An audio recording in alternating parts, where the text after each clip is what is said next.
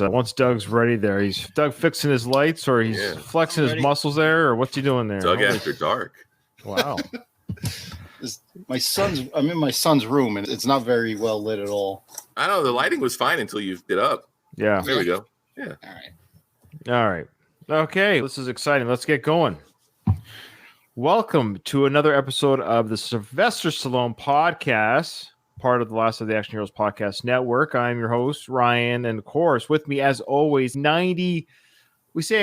talking 95%. We've done 35 episodes of the show. The goal is always to get the three of us on. We've got Doug from Rocky Minute and Craig from Slycast. How you both doing? Doing good. Ready to talk some Oscar today, boys. I'm doing good as well. I am not ready to talk some Oscar. I kicked and screamed about this one.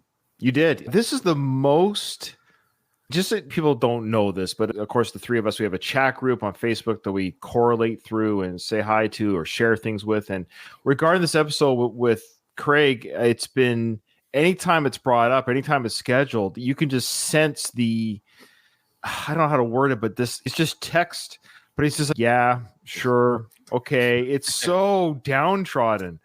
Craig, is there a reason why you'd be so downtrodden about talking about your thoughts and feelings of the film? I don't know. It's funny. I know when we did Rhinestone in the chat there, our friend John Rivoli said that this was Sly's best comedy. Mm-hmm. I have to agree to disagree with John. This movie is just a sluggish bore, and the thought of podcasting about it for 90 minutes is just not exciting to me. Doug? I'll say one thing in preparation to our analysis. Sly benefits most from the ensemble around him. And these guys, his co-stars, elevated even Sly's comedic abilities in this. I didn't think it was bad.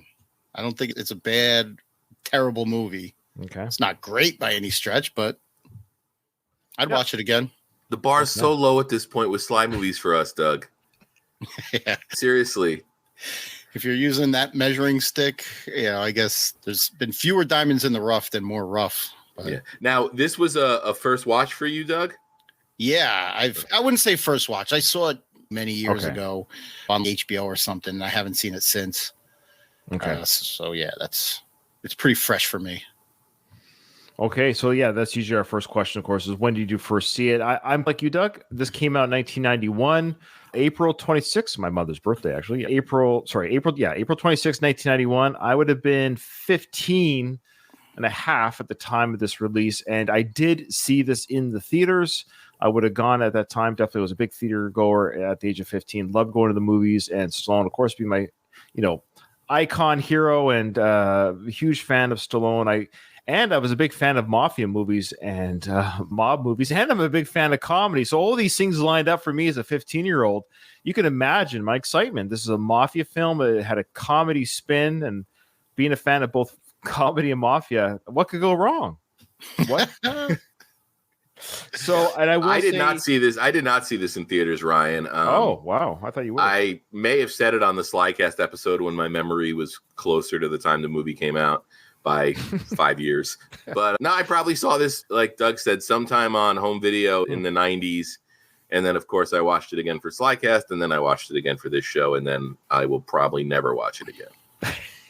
Life is getting shorter. The three of us, I always forget our ages, but I'm 48 in October. And as time continues forward, I'm like you, Craig. It's just, there's only so much time we have left to consume entertainment or anything, really. And this may be the last time I ever watched the film. This actually just might, for this show, and it was the first time I saw the film, I dare say, in its entirety through a sit-down watch through, probably since I saw it in the theater. So that could be very telling that there's a reason why I never bought it on VHS. I never saw it after it on HBO or whatever movie channel was a paid cable channel back in the day. Never bought it on DVD. So as it 1 year turns into decade, turns into 3 decades, I don't think I just ever revisited this film until we prepared for the show.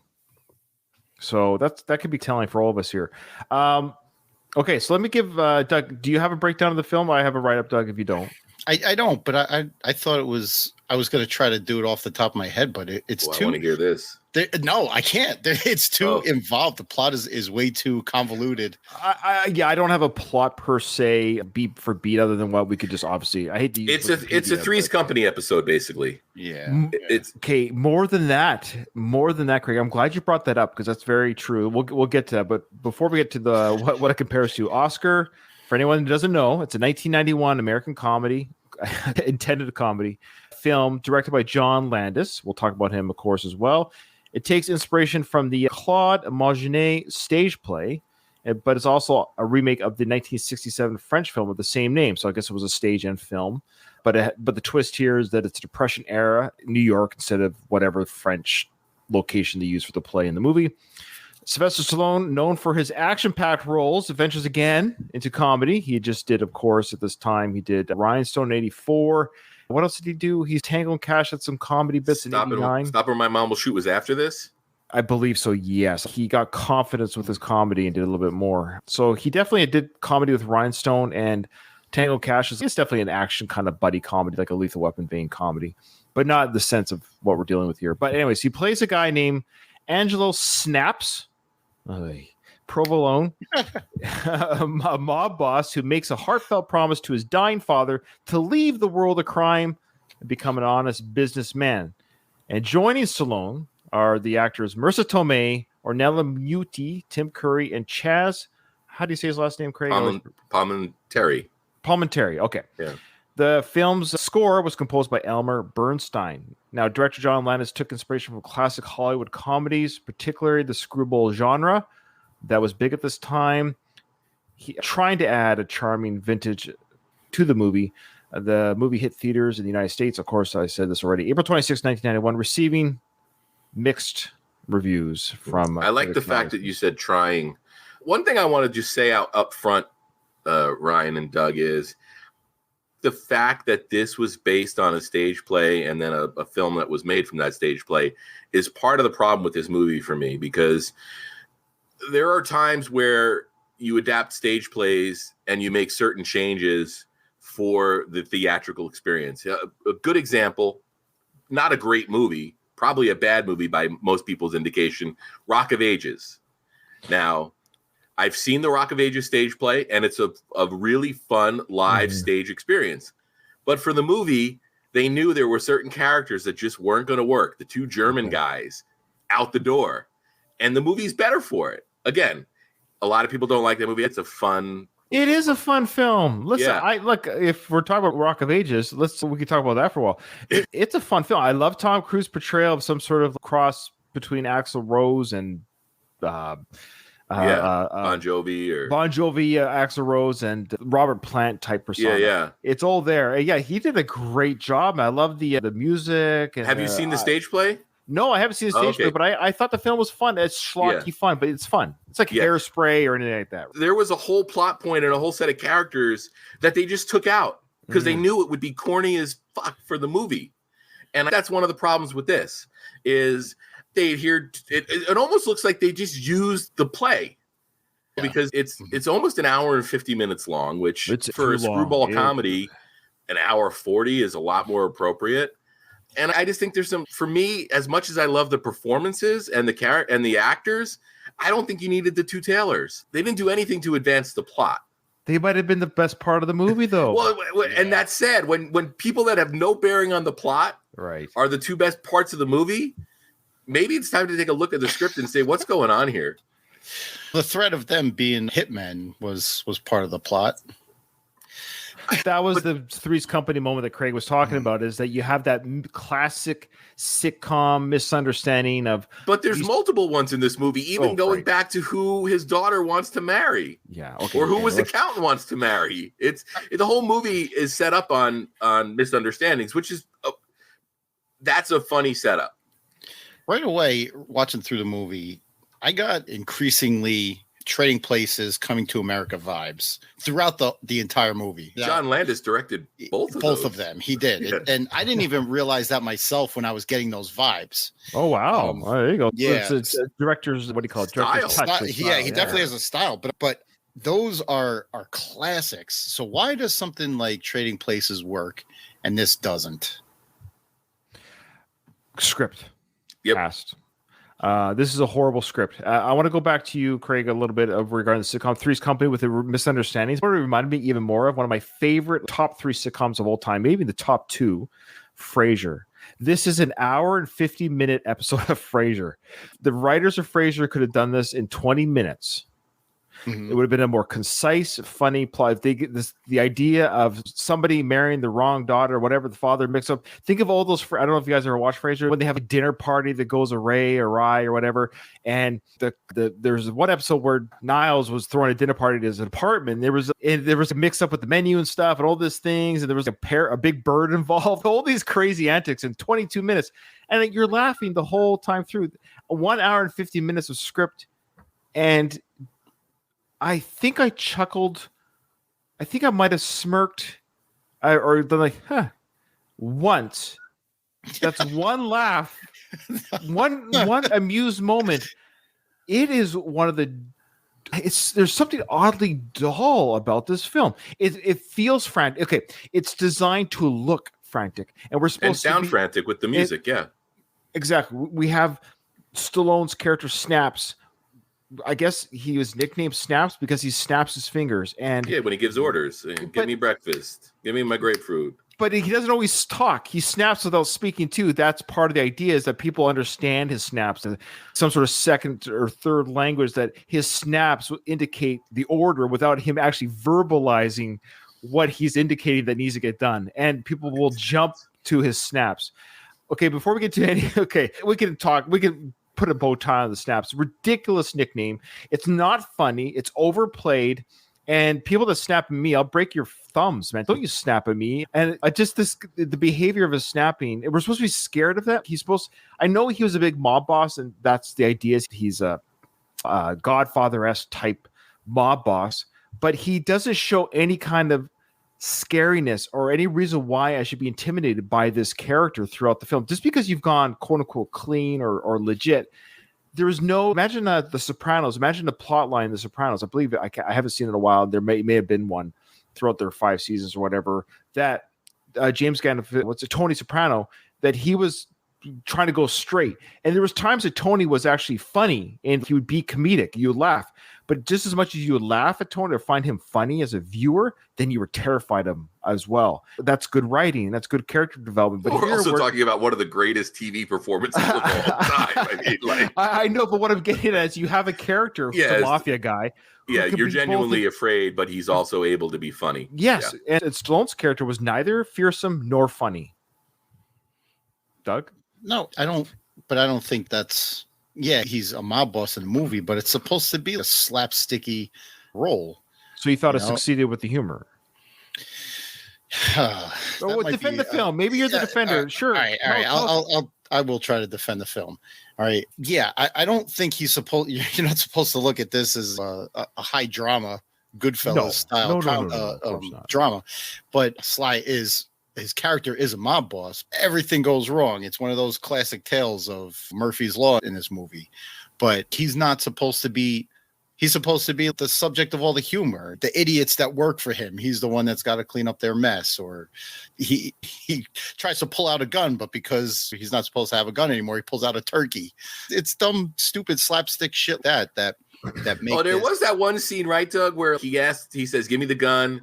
Then he's give me your backup gun. Yeah. And Chaz Palminteri. He's unloading all his pockets, and it keeps going and going. It's that rule of comedy that it stopped being funny, and he kept pulling out more and more ridiculous weapons, and it became funny again. Oh, wow. Okay, so maybe I missed that, because I'm not even joking. I'm not even trying to be funny. But when we got to that scene when he pulled out the third weapon, I hit skip on my player, because once I got the joke, once I knew where this was going, I went skip. Wow, this scene is quite long, and I don't know why that would be. The desk is piling up, and the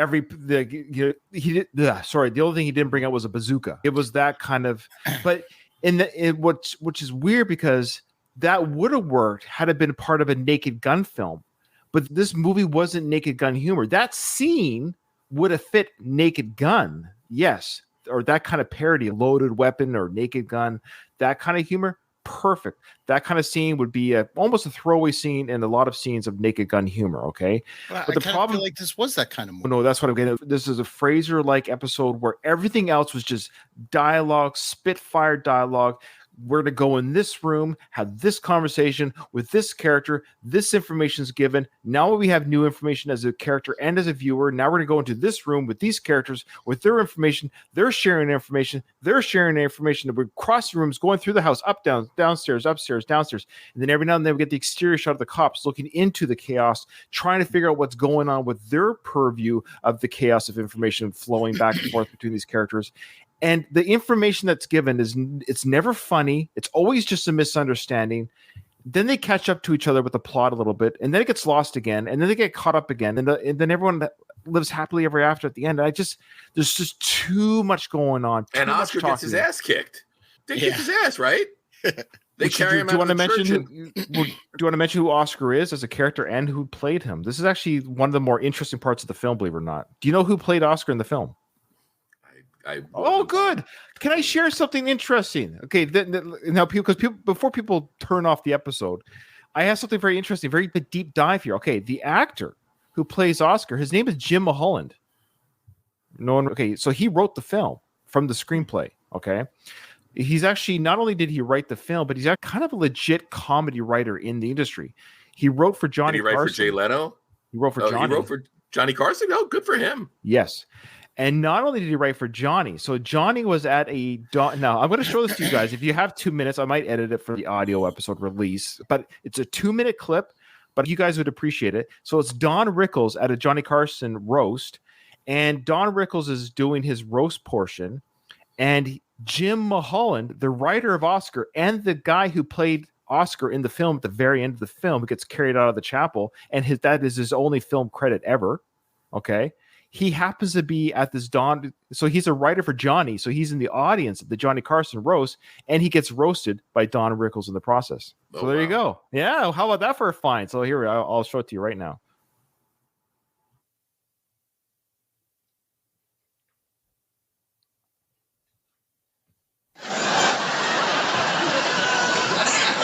I don't know who you are, kid in the front, but you're getting on my nerves.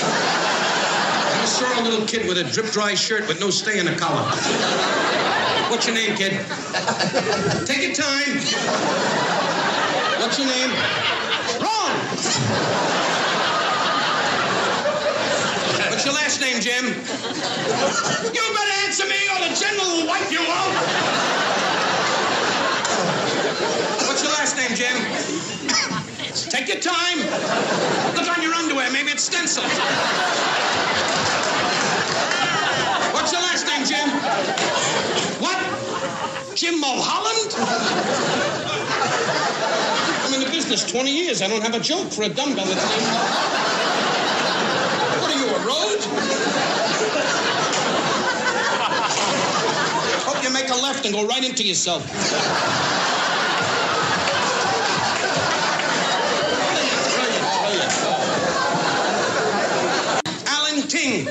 Who said to me in his beautiful country estate, notice how the hunting dogs bite your wife.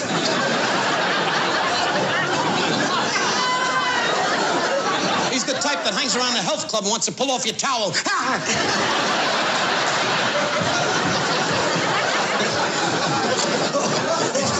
Is this too fast for you, Mulholland? Why did I put one dumbbell right in the front? I'm rolling, and this kid's going, pull off the towel. All right. So there's oh my goodness. I was muted because my laughter would have probably ruined the playback. Man, absolute legend. Don Rickles was the best. Yeah, I love it. And I figured you guys would appreciate that humor. I know you guys are a fan of those days, the Johnny Carson days, and Don Rickles roasting. Boy, he was great. But what a find. Not me, but I lucked out by searching about this actor, writer, and it just so happened on YouTube that somebody found this clip. I don't know who or why they made this clip, but the whole clip is Don Rickles discovers John Mulholland. But this guy wrote. So talk about that. Imagine being roasted by Don Rickles like that. What an honor to be honest. Yeah, maybe Jim uploaded it. He has, or John, you mean? John Mulholland? Yeah, is he dead? Actually no, I don't think he is. Actually, he was a young writer with Johnny. Yeah, he's still active according to his Wikipedia. Yeah. He's still alive. Really young in the movie. So you wanted to explain who he was. So Oscar, the title character of the movie, is Stallone's daughter's boyfriend who's off to war. Correct. That's right. That's it. And he shows up at the very end of the film to say, "No, I don't want Marissa Tomei's character to get married." Because they're like, enough, you're not messing this up anymore. We've gotten to this point. They carry him away and the movie ends. That's how I took it, right? Final punchline. Do we want to talk about Marissa Tomei in this film? She goes for it. She overacts, but the thing... That's the way it was written. Yeah, and I wanted to comment. She almost seems like one of the only people that got it, Doug. Yeah, I was gonna say she was the highlight. She was the highlight. Mm-hmm. If you picked her up and dropped her in black and white into a movie from the 40s, you wouldn't blink an eye that she's out of place. She's got that Rita Hayworth cadence, and she was 27 in that film. Oh, I thought she was younger. No, 26, maybe 26 during the filming of it. Yeah. I was going to say, I know people accuse Stallone of overacting, and he certainly does in this, but everybody does. And she's the one that pops into my mind. Nobody can accuse Stallone of really overdoing it and not bring Marissa Tomei into the conversation either. But the thing is, Marissa Tomei did her homework. She was probably she understood one of the assignment. few that actually knew the assignment. Yeah. And went home and probably watched the 6 movies that John Landis suggested watching or whatever. Kurtwood Smith pulls it off, but he's a much lesser character. And Kurtwood Smith is an absolute amazing actor. I don't think go from the dad on that 70s show to Clarence Boddicker in RoboCop. Not many people can do that. Yeah, well, he goes for it too. Everyone did fine. Actually, that was one. Not to take. I hate reading people's critics, like the professional critics, because I don't like to be biased when we do our own reviews of the film. But one of the bylines I saw with the mixed reviews is that the cast isn't the issue, and that's not the problem. The movie. Here's the thing. If you were to, I don't know how to say this, because if you were just to look at the movie visually, the movie looks great. It's a great looking movie. It is a stage film. Now, there's a lot of films that are successful that don't need more than 1 or 2 interior exterior shots. Oscar is such a film, and I'd forgotten this. So when I saw this for the first time after 30 years, I'd forgotten that this all takes place in one house. Essentially, the whole film takes place. I'd forgotten that. And there's nothing wrong with that. I'm an old enough person at my age watching films. I can watch something on one stage. I don't mind that. There's just something. It's almost. They almost did the impossible with this, with the cast, with already having a play in place. I wonder, was the original play successful? Was it funny? Was it considered a French classic? Because if you already have a formula that works, why isn't it that it didn't work in an English format? It was lost in translation. That's what I'm confused about, because you have people who can act. You have people that showed up. Nobody dialed it in. I don't mind the corniness of the characters. I do not mind that at all. They were trying to be like Naked Gun type characters. Marissa Tomei was a great example of somebody who, through no fault of her own, the script wasn't great, and the way she acted as that throwing a tantrum on the bed, and I just loved the way she was. I thought she was definitely the highlight, and she was. I've forgotten how gorgeous she is. She was just a stunner of a young lady.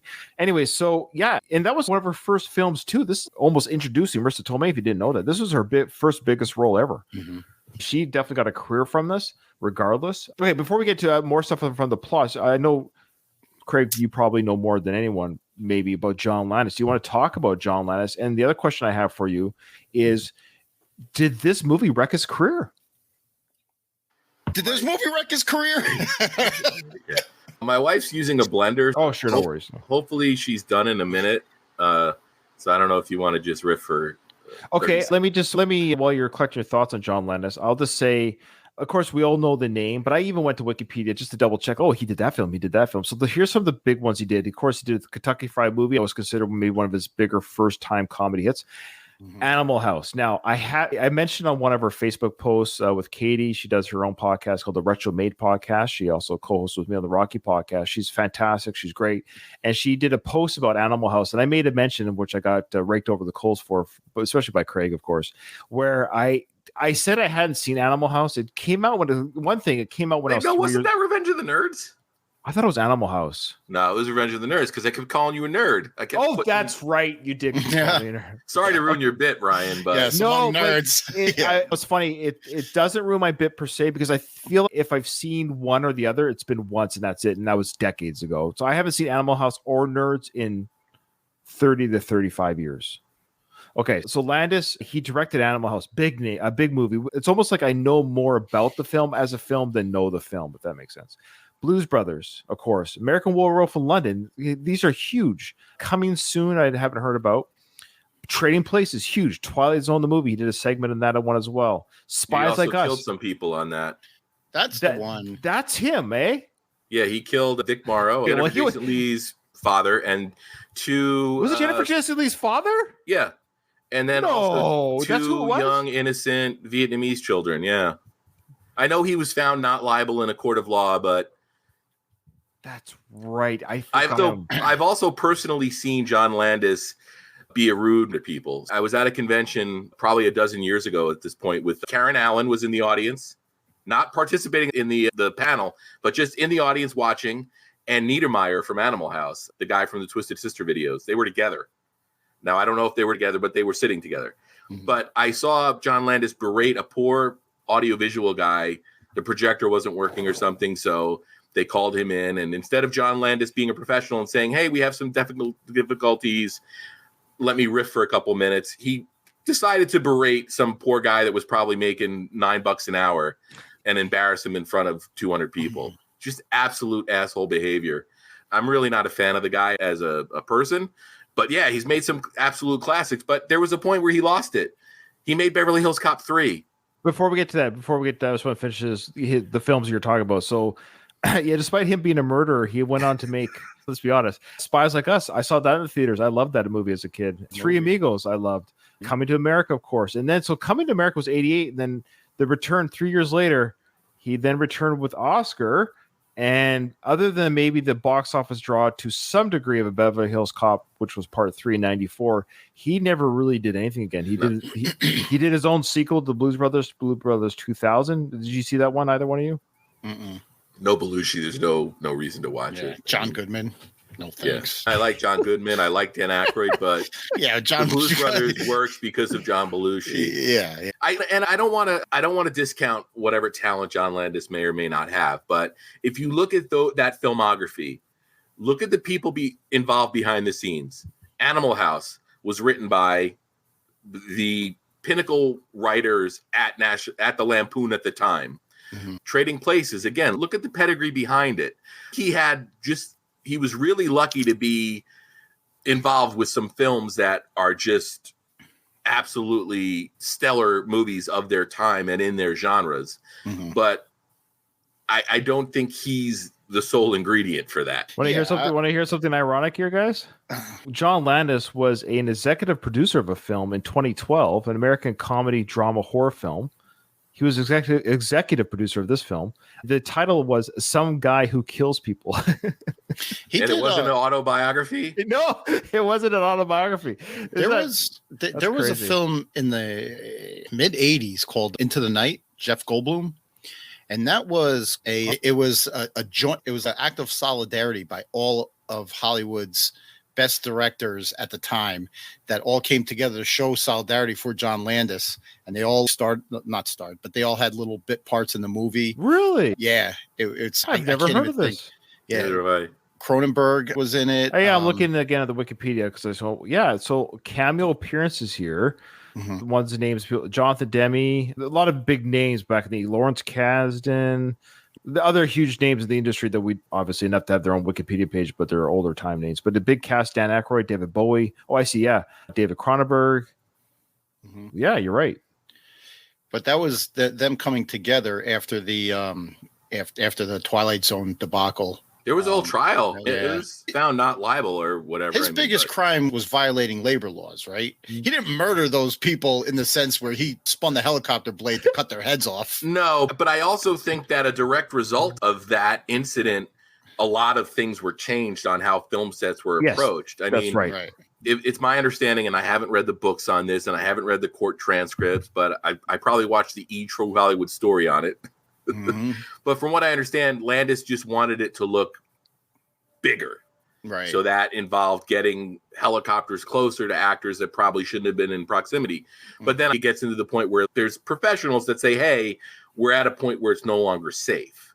Yeah. So that's ultimately why Landis was not found legally responsible for it. But there's a Faces of Death style video, a really far off shot from the helicopter collapsing. It's absolutely tragic. I think about people that have died on movie sets before, and there's a lot of them. Brandon Lee, we all know, but Dar Robinson was doing a stupid motorcycle stunt that he died after the stunt. He was just slowly riding the motorcycle.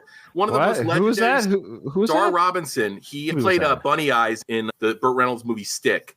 He is just, if you're looking at stuntmen from the 70s and early 80s, Dar Robinson is an absolute legend. You put him up there against Vic Armstrong, and he invented the technology of the he went off a cliff. Yeah. He went off a cliff. Sorry, he rode his stunt motorcycle past the breaking point. Yeah, of a turn. It was just a freak accident. If you look at the movies this guy did and some of the stunts, he did a sick high fall. You've watched the Burt Reynolds movie Stick before, right? No. Oh, wow. Okay. Spoiler, he does a great high fall. He actually acts in that movie as well. No, but what I was saying is, it's just hard about that occasionally. These people, Vic Morrow woke up that morning and went to work. Right. And he didn't come home that night. There's very few jobs where you're not going to come home at the end of the day. And those two little kids, their parents were, hey, this is cool. Our kids are going to be extras in a movie. Mm-hmm. And their kids didn't come home that night. And those kids didn't have a life. They became extras. Yeah. It's a real bummer. They didn't even have a part in the final cut either. I don't think we should say parts and cuts with the Yeah. No, I don't think any of that footage. No. I don't know. The Vic Morrow skit is in the movie, but it's the whole Vietnamese, the helicopter part isn't in there. Crazy. Yeah. Okay, let's I love that sidebar stuff because we've said a lot about the film, but so the way we feel about the film and going through the plot. I did want to get. You're going to do a plot rundown at this point, but I do want to talk about some more genuinely funny movie moments. Please, and I don't think it completely delivered, but the very beginning of the movie, after we get through that 6-minute opera piece, which just did not work for me, the claymation, the California Raisin guy. Yeah. Okay, I actually have the film, but anything you want to speak to, we have time. No, I was going to say that you get his parents, you get Kurt Russell and Yvonne DiCarlo, and Kirk Douglas. I was going to say, wow, Kurt Russell, the makeup job there. Yeah, no, Kirk Douglas. That's it. It tries to, or it attempts to set the tone for the movie, and I don't think it's executed 100%, but. You can see what they're going for, especially when he promises the dad he'll give up crime, and then everybody thinks the dad's dead. And then he wakes up one last time and he punches Stallone. He slaps the shit out of him. And you didn't laugh at any of this?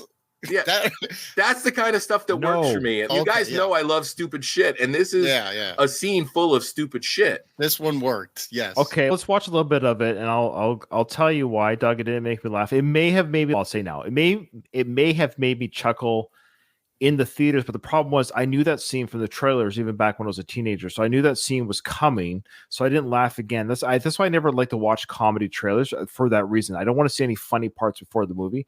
I actually don't watch trailers in general because I don't want to be spoiled by anything. That being said, I knew that scene, and this is the only scene that I remembered from the film. So when they went into the one piece or the one set piece film after this sequence, I'd forgotten that. But this is the only part that stuck with me after 30 years. For better or for worse, I remembered this whole sequence of him. But let's just watch a little bit of it right now since I have it ready. I'll go straight. I promise.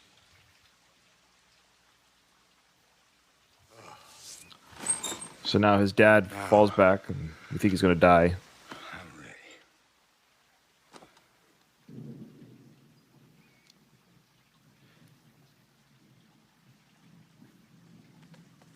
Don Amici as the priest. That's right.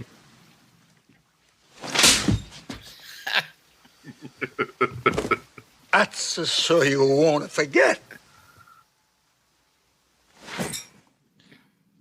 And look at that. Look at the camera. Breaking the fourth wall. He does it a few times. 2 or 3. You're absolutely right, Doug. He does it 2 or 3 times for the film where he looks at the camera, looks at the audience. That ruins it for me. Don't do that. Don't look at the camera. I don't like that. Or here's the balancing act. This sequence is we have a Naked Gun film. That's where I thought I was going. Him pretending that he's dead. Slaps snaps in the face. Snaps, looks at the camera with the other, like, I can't believe I just got slapped by him. I didn't see that coming.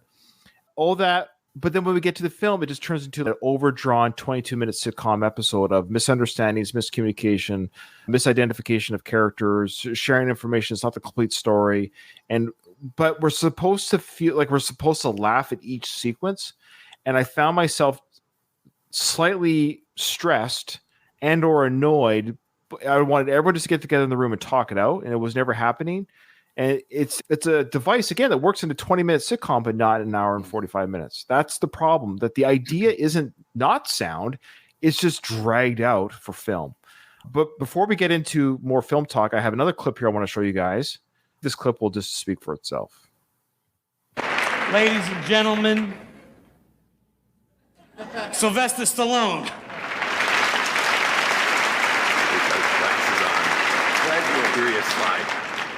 As you can see in Oscar, Kirk played my father, and the scene was supposed to be where he's laying in bed and actually just leans over and gives me a movie slap. He's laying there with his eyes closed, and they're closed very tight, and he's swinging and he's missing. So I said, Kirk, look, you were in that great film Champion, and ever since I did Rocky, you've been dying to take a shot at me. So I said, I'll tell you what, do it. No problem, go for it, I can take it. Let me have your best. Kirk, I was joking. Next thing, forehand, backhand, left, and the director, John Landon, says, that's beautiful. Let's do another take. I said, what, are you crazy? I said, I'm getting brain damage here. He said, go on, be a sport. Anyway, we did it, and I learned the hard way, never spar with Spartacus. Of all the heroes I saw on the screen growing up, none of them had a greater impact than you. And I have to say that's probably one of the major contributing factors to me ever wanting to go into films. And thank you. And Michael, wherever you are, don't mess with your father. Ciao. Okay, a couple things here. What I love about Sly is I don't know if I believe anything he says. The more isn't that weird? I see you nodding your head in agreement. It's Is he just a storyteller? And I don't. It's not harming anyone. It's not hurting anybody. There's no crime being committed.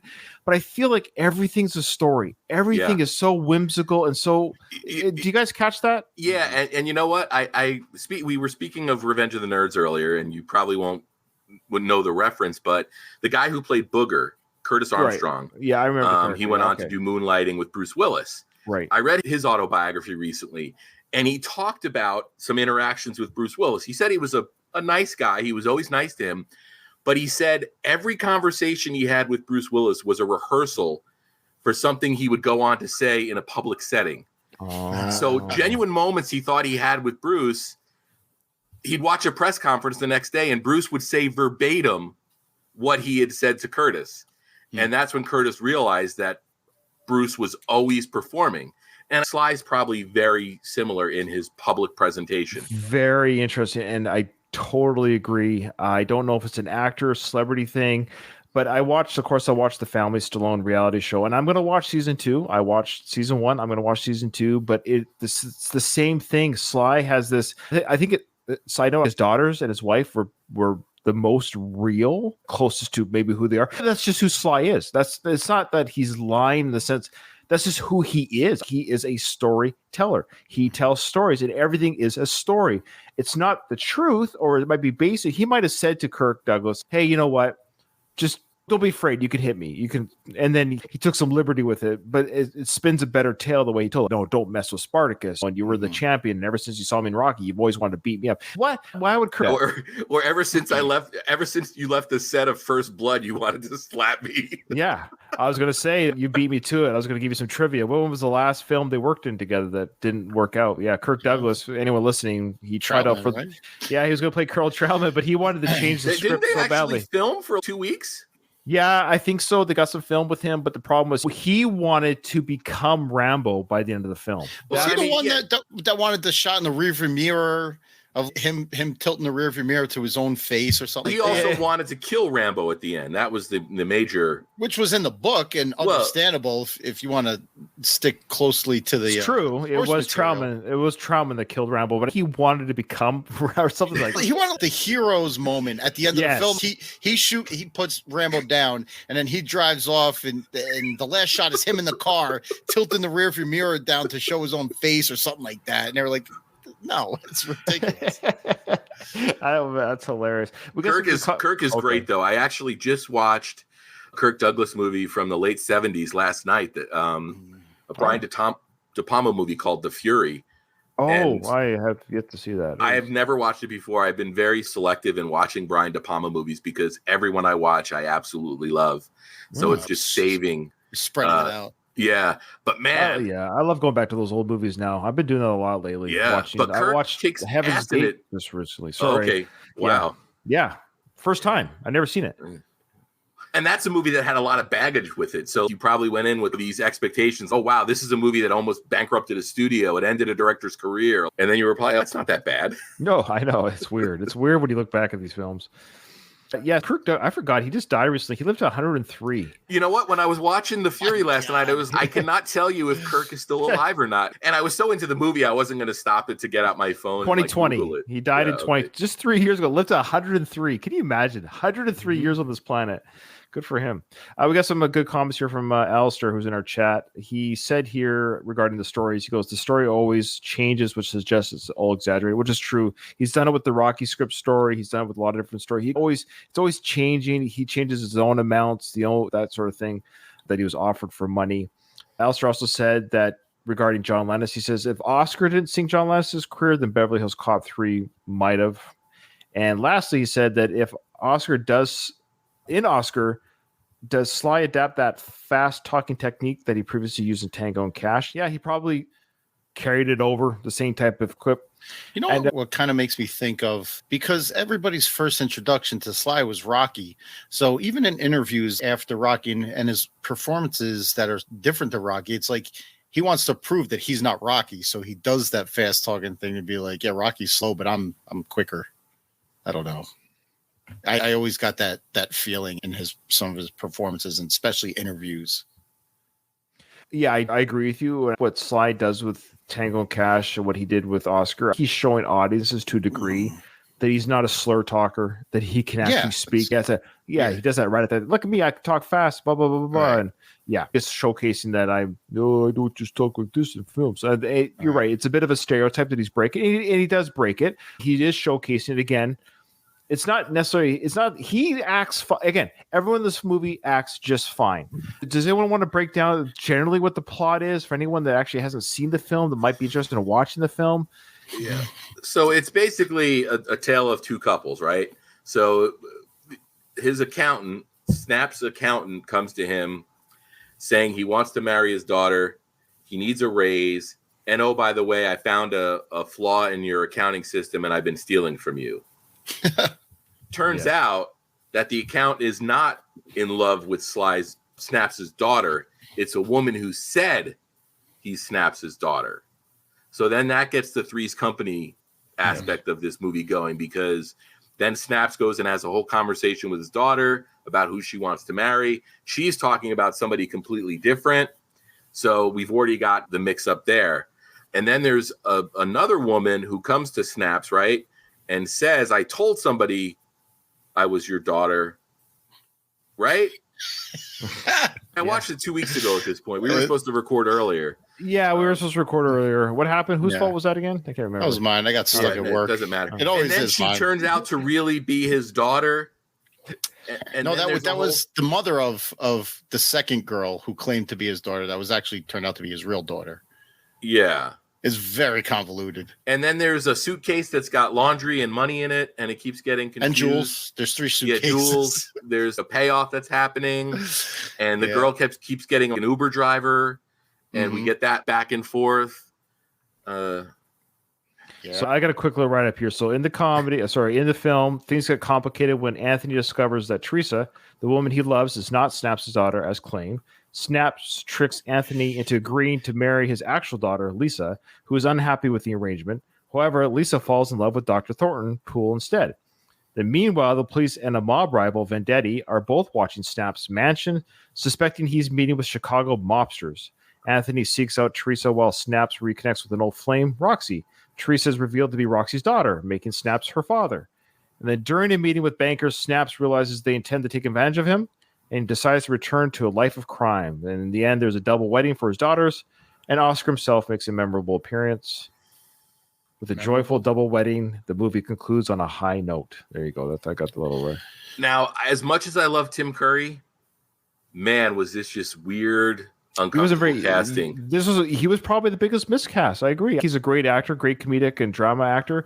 This is a bit of a miscast for him. There might have been some sort of, excuse the pun, some favored curried from a previous film role that he did with Landis. With it just felt creepy, right? He's much older. Is he much older than? Yeah, he might have been miscast, but he's 20 years older than the character. So the actors are 20 years apart, and it shows in this film because Marissa's 26 in the film in real life, but she looks 21. She looks quite young. She could pass for a 21-year-old, barely 21-year-old, whereas Tim Curry looks every part his age in that film. He looks almost 40. Yeah. He's still funny. I don't care what you give. You could have that guy read the dictionary and I will laugh. Great actor. His facial expressions, he's always on another level. He always goes for it. Now the actor that played Anthony, the clerk, right, or the guy, accountant. His name is Vincent Spano, and he was actually, again, the cast is not the problem. What they bring or how they bring it, everyone's dialed in to their roles. Okay, they're all acting like this is night 5 of a 7-week run, or sorry, like a 7-night run on Broadway. They're all dialed in. They're all giving their full performance. They're all fighting to keep their spot on the Broadway play, right? Vincent Spano, who plays this, I thought, oh boy, he seems familiar, or he seems like I've seen this guy before. And he has a lot of television and film roles, but he just never made it anywhere. He has a lot of roles. He's been in a lot of stuff. This is probably his biggest screen time role. And I thought he probably should have deserved a better time in Hollywood. Am I crazy here? Or? Did he do stage stuff? Because he has that kind of delivery. Not looking at his Wikipedia, there's no stage work, just films and TV. What are your guys' thoughts on him? Because I thought he was strong. I thought he's got that face. Fine. Yeah, it's just weird that he just never, of all the actors, he just never did much afterwards. As far as prominent face time, he's been a steady worker, which is an okay way to be. I've always said, if you're going to be one of these guys, there's a documentary, I forget what it's called, but it's something like, oh, you're that guy. I know that face or something, yeah. Yeah, that's actually not a bad gig if you think about it. There's no pressure. That's right. You're not carrying a movie. Yeah. It's not your job to open the movie. That's right. If Mission Impossible film bombs, which the latest one apparently isn't doing as well as they hope financially, I heard it's a good film, but it's just not bringing in the box office. It's not. Vin Rames isn't worried. It's not his film. They're not saying it's a Vin Rames. They always say it's Tom Cruise. They're putting it on his shoulders. Whatever the Indiana Jones films, it's always on Harrison's. So yeah, you're right. Being a character actor or just a working actor, it's not a bad way because you still can go to Disneyland or go shopping but you have a steady income and work on film. I don't think it's a bad way to go. Yeah. No, that's probably the preferred way to go. You're making a living and you don't get mobbed everywhere you go. But you get mobbed everywhere you go, don't you? I also think it depends on where you choose to live. You mentioned Harrison Ford, Ryan, but Harrison Ford lives in Montana. That's right. These people that bitch about not being able to go out don't live in LA. Don't live in New York City. Be like Harrison Ford and move to Montana. Nobody in Montana cares who he is. He can go to the local grocery store and not get mobbed because people in Montana don't care. There are people that make a living taking pictures in LA and New York and Miami and Chicago. I don't know. You build this cage for yourself. Deal with it. Now, John Belushi was originally going to be a part of this film, obviously, before his death. Wow, so it was in development that long? Yeah. Wow. Yeah, so it was with John Lennon attached to direct. I guess. Who was he going to play? I think Snaps. Wow. Okay. Yeah. He would have joined up with Animal House co-star Reichert and Landis, obviously. There you go. Peter Reichert also a highlight of this film. He does that, like you said, Marissa Tomei understood the assignment, so did Peter Riegert. He had that he was quick great. talking 40s drawl. Yes. And didn't he play the councilman in Sopranos that gets beat with the belt? Wasn't that him? Yeah, he was. Yes, that's right. He was Assemblyman Ronald Zellman. 6 episodes of Sopranos. And he gets beat with the belt when he does a complete nude scene where he gets completely emasculated by Tony in front of Tony's ex-mistress. Yeah, he's a great actor. You're right. So him and Tomei were highlights as far as they came with that that kind of talk. They dialed in for sure in the silliness of the him and Chaz Palminteri had that. Do you remember the old cartoons? There was the little mobster guy and then the big Muggsy. That was Peter Riegert and Chaz Palminteri in this film. Perfect. And to a T, that they reminded me of those two guys. Chaz was awesome in this too. He playing the dopey, slow guy. Yeah. Ultimately, at the end of the day, tighten this movie up. Don't be married to the idea that you have to do a faithful adaptation of this stage play. Yeah. Again, screwball comedy, 95 to 100 minutes. That extra 10 minutes does matter. It does. You might say, 10 minutes isn't anything. Think of all the things you can do in 10 minutes and then get back to me. And that's the main problem with this movie is tonally it wasn't 100% consistent. Like Ryan said, it's got those Naked Gun moments. But then also just tighten it up. And it would have been a much better movie. Ryan alluded to it it was the same experience for me. There were so many times during this movie where I checked my watch. And you know what? When I watched Rhinestone, I didn't check my watch. And if that's a barometer of whether a movie's doing its job or not, I'm sorry. I gotta throw the support to Rhinestone on this one. Yeah, I felt every minute of the hour and 50 or whatever it was. But there was enough sprinkled in there to keep me entertained, to keep me chuckling. I knew the whole bag thing. Every time another black bag came into the scene, I was like, here we go again. But then the next scene shows Chaz Palminteri when Snaps tells him, don't take your eyes off the bag. He puts the bag on the table and starts just staring at it until he gets distracted. And of course, shenanigans ensue. But that moment. That's what Mulligan or Mulholland put in the script too. Shenanigans ensue. And he let them worry about it. But that moment with Chaz Palminteri being an idiot, it kept me hooked. So Jim Mulholland, speaking of him, he actually helped write Bad Boys, by the way. Look at that. Do you know who was originally supposed to be in Bad Boys? Who? And we're talking about the Will Smith Bad Boys, right? Not the Sean Penn Bad Boys. Yeah. Okay. No. Bad Boys was originally developed for Dana Carvey and John Lovitz. What a different movie that would have been. So if you think about Mulholland's involvement, it was probably you're right when it was a John Lovitz, Dana Carvey movie. The film's early stages of development, Bruckheimer initially envisioned Dana Carvey and John Lovitz. There you go. And when the film was written for Carvey and Lovitz, the original title was Bad Boys was Bulletproof Hearts. That's a badass name, actually. Now, you're probably right. The Jim Mulholland comedy parts were probably what was kept there. You're right. Speaking of Jim Mulholland as well, back to Jim, this guy. So he was 19 when he started writing for Johnny. He was the youngest writer ever to write for Johnny. That's awesome. And he's won a Writers Guild Award and has received 20 Emmy nominations in late night comedy category. So he's no slouch in his comedy writings other than Oscar. Yeah. Did you guys catch the small cameo by Marshall Bell too? Quado himself. No. Who's Marshall Bell? Who's Marshall Bell? He's the guy that played Quado in Total Recall. He's one of those guys. He's been in a ton of, but he was in Twins. What was his role in Oscar? He was one of the reporters at the end after when the what's his name? The other mobster got arrested. Yeah. Yeah, I just watched Total Recall 2 weeks ago. Yeah, I know we did it for with Seco. The Arnold. Yeah. Podcast. Did that aired already? Right? Yeah, I don't know. Seco's he's gone, right? He got a new job, so he's. Oh, did he? Yeah, but didn't like that stuff out. I'm pretty sure I recorded an episode with him that hasn't aired yet. Running Man. Yeah. Yeah, he's got some stuff in the book, so I don't think the Arnold podcast is retired. Are you still doing it with him, Doug, or is it retired? Yeah, as far as I know, he said August we were going to pick back up. Okay. I recorded an episode for the Mel season 2 as well. Which movie? That's possible. I don't even remember. I know I did Machete Kills with him. Yeah, that came out, didn't it? That one came out.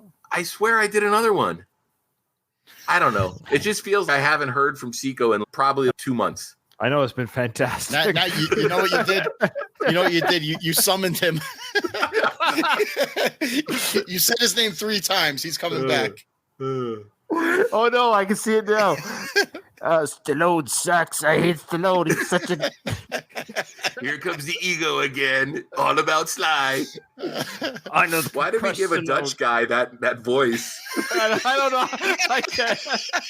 I always think he's German, anyways. Okay. Well, these are some deep cuts here. So, I love Seiko. I've had some real fun podcasting with him. He's a character. Yeah, in fact, he just messaged me during this recording. I swear he knows we're live right now. He just messaged me to say he's stuck in London. I'm okay. Good luck. I never know what time it is either when I converse with Seiko. Is it the middle of the night there? It's the middle of the night for me. Is it the middle of the day there for him? All right, boys. What's your hint to that? One last piece of trivia I found was actually fairly interesting. Trivia is the highlight of this episode. There was a fire. Did you hear about the fire? Anyone? No, I don't know. Okay, so you're right here. After a long day of filming, a fire broke out and caused extensive damage to the movie set. It destroyed several sets, including the trailers of some of the actors, Tim Curry's, for example. The flames also consumed all the costumes and 21 vintage cars. Whoa. Oh, man. So trailers, costumes, and cars. So this is a huge fire. Did they ever get down to the bottom of it? Yes, I'm getting there. So because of the fire, production had to stop for 2 weeks while they worked out to recreate. So they actually had to recreate. Was it insurance fraud for the cars? Please tell me it was insurance fraud for the cars. I don't know more than this, but it turned out that the person hired to guard the cars was the one who admitted starting the fire. Dude, that was insurance for the cars. Whoever rented those cars out was, you know what? I need to get out of this vintage car game. Light them up. Now, Oscar actually won some was nominated for an Oscar. Speaking of costumes design, it was actually nominated for costumes. Was it for the score? No. The score was okay, but that you're right about that 6-minute intro of the scene. Was it costume design? Yeah, costume design. Yeah. And it didn't win, right? No, it didn't win, but it got nominated for an Oscar. So Oscar was nominated for an Oscar. And also, it was nominated, your drum roll, please. It was nominated for 2. Good old Sly. He was nominated for Worst Actor. Now, come on. The Razzies have always been low-hanging fruit, and they'll never change. And screw the Razzies. Yeah, so they nominated Sly again but he didn't receive the award. And John Landis was also nominated for Worst Actor. Now, or Worst Director.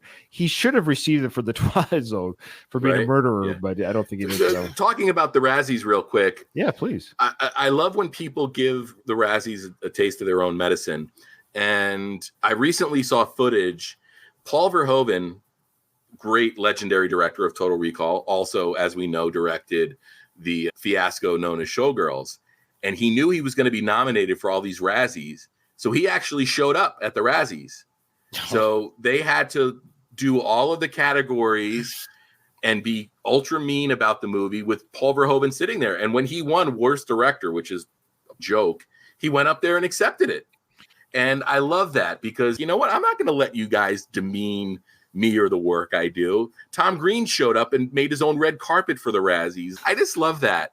And we've talked about the Razzies and what a joke it is and how they've always had it out for Sly, even nominating him for movies that have no business being nominated. And they don't have the balls to ever nominate the true movies that deserve it. Screw them. Somebody else received their award. It was Sandra Bullock did it too. Yeah. So there's a more than a handful of examples of people that were, you know what, I'm going to go get my award. I would get it too, actually. And in fact, it was the same year she was nominated I don't know. Is she an Oscar winner? She won a Razzie and an Oscar the same year. I think she's one. Wasn't she nominated? If she was ever nominated, it was for The Blind Side. Yeah, it was Blind Side. Oh, yeah. We'll close on this if you want. This is what Sly had to say about the film. He said, "I made a movie once and called Oscar. And everybody who saw the movie and liked it would never go out and sorry. This is Landis talking about Stallone. My apologies. Okay. Landis had this to say. He said, I made a movie once, Oscar, with Sylvester Stallone, and everybody who saw the movie and liked it would never go out and see Stallone. What? Never go and see Stallone. You're saying they wouldn't normally go see Stallone movies? I guess. He goes, we did a preview of the movie, and someone wrote on the card, oh yeah, why didn't he take his shirt off and kill anybody? But we had an extraordinary cast. We had Kirk Douglas and a girl who had never been in a movie before, Marissa Tomei. She was so extremely great from the first day. And what had she done before? Practically nothing. Now that's talent. She was unbelievably good. I did have something else here regarding Oscar. I thought I had it for. Oh, this is during the Tulsa King. Sorry. He was speaking with comicbook.com in support of Tulsa King. Stallone says he still loves Oscar in spite of its lukewarm reception. There you go. It's so weird, the movies that he throws his retroactive support behind. He'll talk about regretting Rhinestone or some other movie, but then he'll throw his support behind Oscar. It's weird. Probably also refers to his experience with making it. Yeah, some movies, even though the product might have been okay, he probably had a miserable time or issues with somebody behind the scenes. Comicbook.com asked Stallone whether Oscar's Angelo Snaps Provolone or Tulsa King's Dwight the General Manfredi, which one was the more dangerous character. Stallone said Snaps, of course, with a laugh. Okay, so he's joking. Yeah. After comicbook.com's Chris Killian said he loved Oscar, Stallone replied, I guess that's the guy doing the interview, I did too. I guess it was too much of a shocking transition from Rambo to that, but I love doing that kind of drama. This one here leans in that direction. Mm-hmm. Actually, didn't he reference in the movie that he was responsible for the St. Valentine's Day massacre? Yeah, he alluded to it. Yeah, so that would definitely make him more violent and dangerous. Yeah. Mm-hmm. All right, so there you go, folks. Stallone dabbling. Here's the thing: we talked about how Stallone should dabble in more mafia stuff. He certainly does with the Tulsa King. Are we getting to season 2? Is that not happening now? We've got the writer's strike right now. That being said, strike was not helping, but there was an announcement that they were doing a season 2, but then Sly. Yeah, he said he's done. You can't close the book on that the way they closed it. No, I don't know if it's a negotiating tactic or goes to jail. But you'd think that before they announced the season 2, they would have had a contract in place for him. Or maybe that was just negotiating for the family Stallone to say, hey, I'm not going to do Tulsa King unless you commit to the family Stallone. I don't know. According to an article from this month, Stallone's former mafia capo Dwight will be in season 2, and much of the cast will remain the same, according to this article. So I don't know if that was just Stallone being Stallone, because he did say something. I'm done. I'm tired. I'm done. But that was it. It was just him. He also separated from his wife, and then 4 weeks later was, oh, no, we're good. We're doing a reality show. Speaking of which, we figure out the timeline really quickly here. So during the reality show, there's no indication of his dog that he got, his tattoo removal, or the divorce. Because that all happened during the reality show, before and after and during. So what they did was apparently they refilmed things to ignore that it ever happened. They whitewashed the separation from the reality show. It never happened. Yeah. Okay. Because if you actually do the timeline of when Frank Stallone performed at the Hard Rock Cafe, it was Sly went with Frank while he was separated.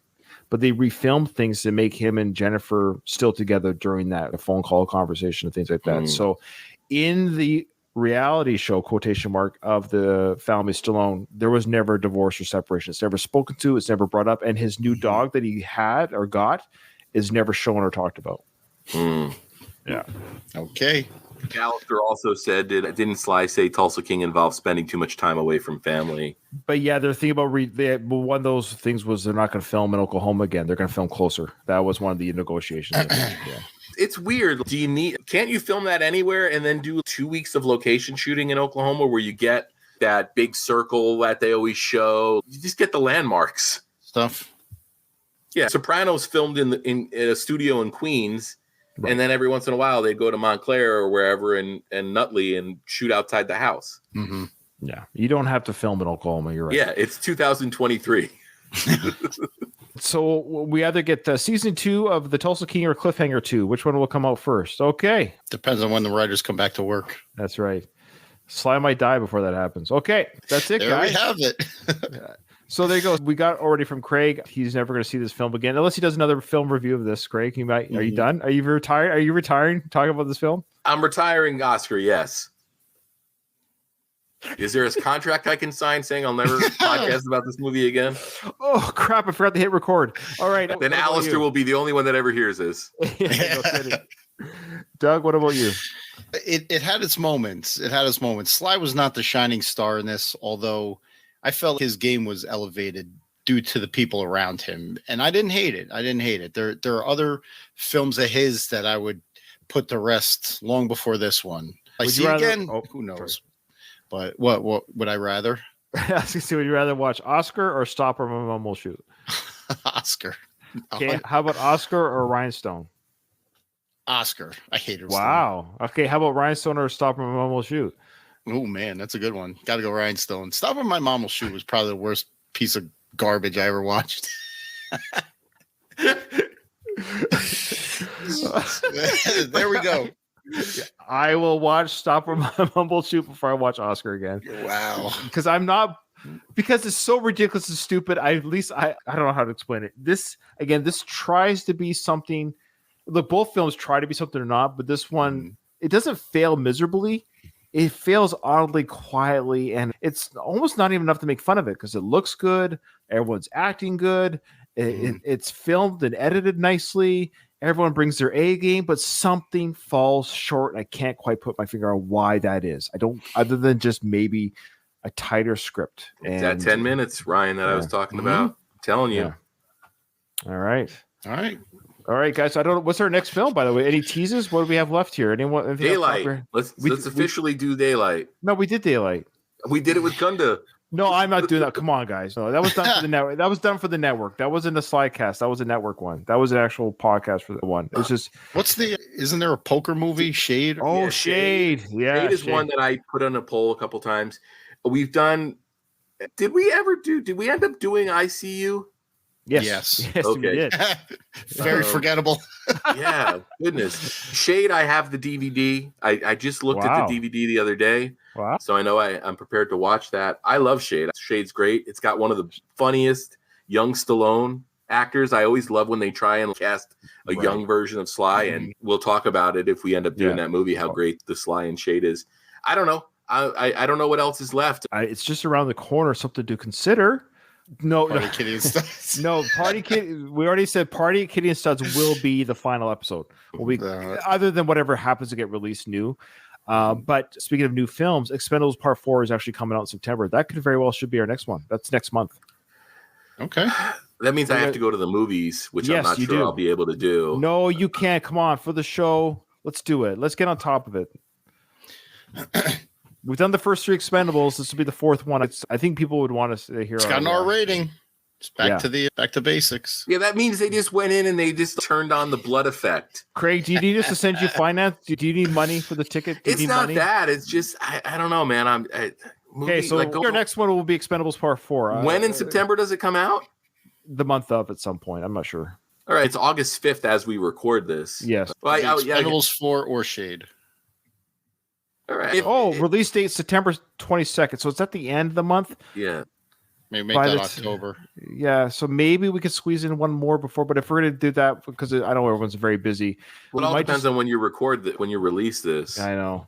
Sooner than later. I shouldn't take too long. This shouldn't be too hard of an edit. It can almost go out as is. I think it went without a hitch almost to a degree. Yeah. I don't know. If you want to wait for Expendables, I'll go see it opening weekend. I really, in all honesty, call me a shitty fan.